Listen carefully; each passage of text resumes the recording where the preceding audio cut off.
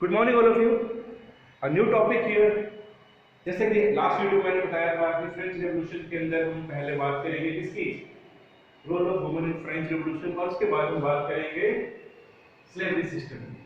तो सबसे पहले बात कर लेते हैं, मेरा टाइम वेस्ट किए we should start the topic here. सबसे पहले स्लेव। स्लेव कौन होता है? स्लेव दास, जो अपनी मर्जी से कुछ नहीं करता। he has to follow his master, whatever the command is given we have to follow. It means we are slave to that person. We don't have to think, we don't have to use our brain that is right or wrong, only the word that we have to follow. Such kind of the person they are called the slaves. ठीक है? तो जो slaves थे, France के अंदर slavery system बहुत चला करता था। फ्रांस के लोग और जो उनकी कॉलोनीज हुआ करती थी, वहां बहुत सारे स्लेव्स को रखते थे अपने काम करवाने के लिए। तो सबसे पहले मैंने आपको स्लेव की डेफिनेशन बताई। जेकोबिन क्लब जब आता है फ्रांस के अंदर तो क्या करता है? एबॉलिश कर देता है। किसको?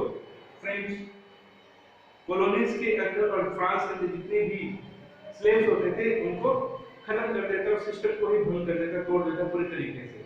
पर जब नेपोलियन बोनापार्ट आता है तो फिर दोबारा से उसको लागू कर देता है। तो चलते सबसे पहले एक ट्रायंगुलर ट्रेड हुआ करता है।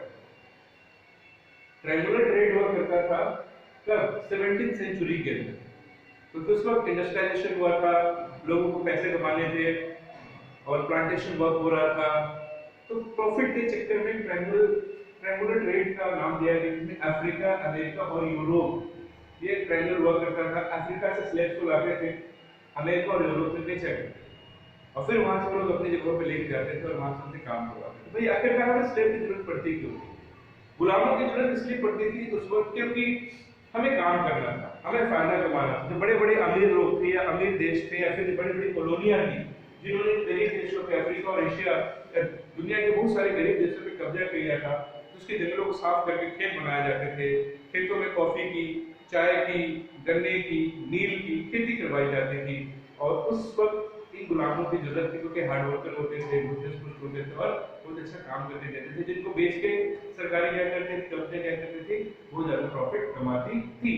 ये सारा सिस्टम चला करते थे, इसीलिए उसको स्लेव की जरूरत थी। तो सबसे ज्यादा जो स्लेव जाया करते थे हमारे कैरेबियन देश में जाया करते थे, वेस्ट इंडीज के इलाके में जाया करते थे।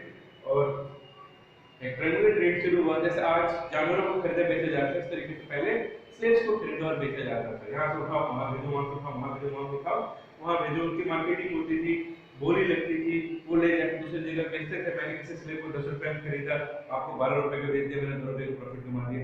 इस तरीके से सिस्टम चला करता था जिसको हम स्लेवरी सिस्टम कहते हैं। और फ्रांस के अंदर बहुत ज्यादा प्रचलित था। ठीक है, 17th सेंचुरी में आया। ट्रायंगुलर ट्रेड के बारे में आपको बता चुका हूं। फ्रांस के दो शहर, ठीक है, बोर्डियोस और नेपल्स, ये बहुत ही ज्यादा फेमस थे। किस चीज के लिए? स्लेव ट्रेडिंग के लिए। ये क्या करते थे, यहाँ जो व्यापारी होते थे, ट्रेडर्स होते थे, बड़ी बड़ी शिप्स लेते थे। शिप्स लेके क्या करते थे, अपने कोस्टल एरिया से जाते थे, अफ्रीका के कोस्टल एरिया में, ठीक है।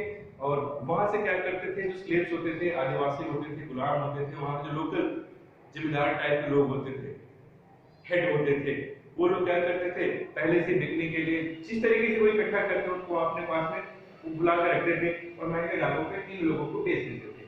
अब वो क्या करते थे, इनको एक बड़ी सी शिप में जहाज में ठूस ठूस के भरते थे, स्टैंप लगा दिया जाता था, यहाँ पर मोहर लगा दिया जाता था कि फलाना कंपनी का है ये, वो जो ट्रेडमार्क लगा देते थे। वो खरीदा, उन्होंने उस पर रखा और अपने आप दूसरी शिप से आते थे या उसी शिप में दूसरी जगह से आते थे और वो जाते थे कैरेबियन जगहों पे। और वहां पे जाके जो वहां के जो फार्म ओनर हुआ करते थे, जिनके वहां पे खेत हुआ करते थे, उन लोगों के ट्रेडर्स को क्या करते थे, स्लेव्स को महंगी बोली लगा के बेच देते थे। ठीक है, अब वो क्या करते थे, इनका वो उनसे खेतों में काम करवाते थे, गन्ने के खेत, कॉफी के खेत, चाय के खेत बनवाना, तोड़ना, खाना, सब कुछ बनवाना, और उनके लिए काम करते थे और उसके बदले उनको खाना मिलता था और कपड़े मिलते थे और कुछ नहीं मिलता था क्योंकि उन्होंने उसको खरीदा हुआ था। अब जो प्रोडक्शन होता था उसको यूरोपियन कंट्रीज में महंगे दामों पे बेच दिया करते थे, जिससे उनको बहुत ज्यादा फायदा होता था। अब बात करते हैं कि भाई जब लोगों को जहाजों में जानवरों के ठूस के ले जाया जाता था, कितनी प्रॉब्लम होती होगी, कितने हार्श कंडीशन होती थी। 3 महीने की यात्रा होती थी शिप के द्वारा खारे पानी के अंदर, और एक के ऊपर एक लोगों को, जैसे बकरियों और मुर्गों को आपने देखा होगा कैसे डब्बे में डाला जाए, ऐसे करके रखते थे। खाना भी नहीं मिलता था ढंग से। बहुत सारे लोग रास्ते में क्या करते थे, अपना दम तोड़ देते थे, मर जाते थे। ठीक है, कोई साफ सफाई नहीं, कोई कुछ नहीं, इतनी बुरी हालत थी। ठीक है, और उसके बाद जहां लोगों को भेजा जाता था काम करने के लिए, उनका एक्सप्लॉइटेशन हुआ करता था, बहुत ज्यादा जुल्म होते थे, कोड़ों से मारा जाता था, खाना नहीं दिया जाता था, जो मर्जी सो काम करवाया जाता था। ठीक है, फिर धीरे धीरे 18th सेंचुरी में इस स्लेवरी सिस्टम का क्या हुआ, क्रिटिसिज्म स्टार्ट हुआ। ठीक है, अब बात करते हैं फ्रांस के रोल की। फ्रांस के रोल के अंदर जैसे हम बात कर रहे थे कि भाई 1791 में नेशनल असेंबली कॉन्स्टिट्यूशन बनाया, तो उस वक्त नेशनल असेंबली ने डिबेट किया कि इज इट गुड और bad the condition of slavery system of everything. National assembly talk to the members of the parliament, legislative से उन्होंने बात किया, पर किसी की इतनी हिम्मत नहीं थी कि कोई बिल लाया जाए फ्रांस के अंदर नेशनल असेंबली में कि इनके स्लेवरी सिस्टम से छुटकारा दे दिया जाए या उनके अंदर कंडीशन और लगाई जाए या फिर छूट दी जाए। कारण क्या था, उसको जो बड़े बड़े ट्रेडर थे, बिजनेसमैन थे, जो स्लेव ट्रेडिंग का काम करते थे, तो उनको लग रहा था अगर हमने बिल लाया, उनको बिल बनाया, रूल्स बनाया, तो हमसे नाराज हो जाएंगे, फिर सरकार के लिए खतरा हो जाएगा। ये होता है, आज भी होता है, इंडिया में भी होता है। सरकारें क्या करते हैं, बड़े बड़े उद्योगपतियों को खुश करने के लिए इस तरीके की डिसीजन लेती हैं। ठीक है, उसके बाद 1794 में जब कन्वेंशन आया, कन्वेंशन यानी कि वो जैकोबिन क्लब वाला पार्ट आया, तो बहुत कम टाइम के लिए था, 10 साल के लिए। जैसे आपको मैंने पहले बताया था, जैकोबिन क्लब आता है और रोबेस्पियर राजा बनता है, उसने क्या किया, रूलर बनता, राजा नहीं रूलर बनता है, सबसे पहले ये एबॉलिश कर दिया। हाँ, यहाँ पे उसने गलत काम किया था, महिलाओं के अधिकारों को छीन लिया था, पर यहाँ पर उन्होंने स्लेवरी सिस्टम क्या कर दिया, पूरी तरीके से हटा दिया। मारे 10 साल के लिए था और कम पीरियड के लिए था, पर फिर भी बहुत राहत थी। और केवल फ्रांस के अंदर नहीं, फ्रांस के द्वारा जितनी कॉलोनियां थी उन सब के अंदर सिस्टम लागू किया।